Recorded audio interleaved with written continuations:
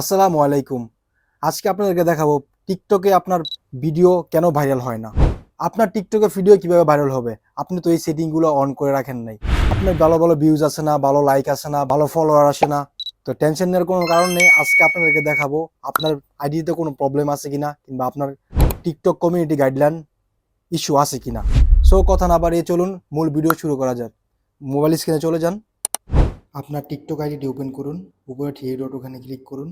TikTok স্টুডিওতে click করুন, একটু স্ক্রল করুন, তারপর দেখুন এখানে লেখা আছে অ্যাকাউন্ট চেক, এখানে ক্লিক করুন। এখন একটু ওয়েট করুন, দেখুন আপনার অ্যাকাউন্টটি চেক হচ্ছে।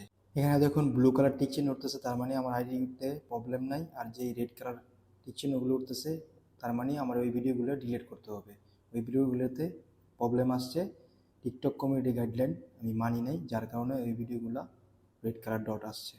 সো এখান থেকেও ডিলিট করা যাবে, কিংবা আরেকটা প্রসেস আছে, ওইখান থেকে আপনার ডিলিট করতে হবে।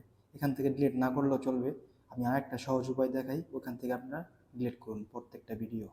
আপনার প্রোফাইলে ব্যাক চলে যান, তারপর একটা ভিডিওতে ক্লিক করুন। নিচে দেখুন লেখা আছে মোর ইনসাইট, এখানে ক্লিক করুন।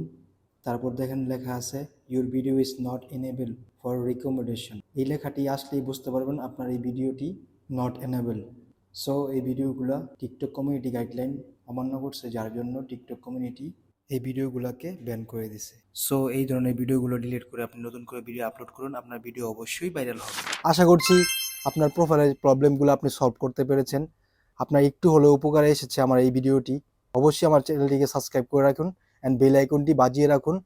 ফেসবুক পেজ থেকে হলে অবশ্যই পেজটিকে ফলো দিয়ে রাখবেন অ্যান্ড ভিডিওটি শেয়ার দিয়ে রাখবেন, যেন পরবর্তীতে আপনি এই ভিডিওটি দেখে সেটিংগুলো মিলাতে পারেন। সো শীঘ্রই নতুন কোনো ভিডিও নিয়ে আবারও আসতেছি আপনাদের কাছে। আসসালামু আলাইকুম।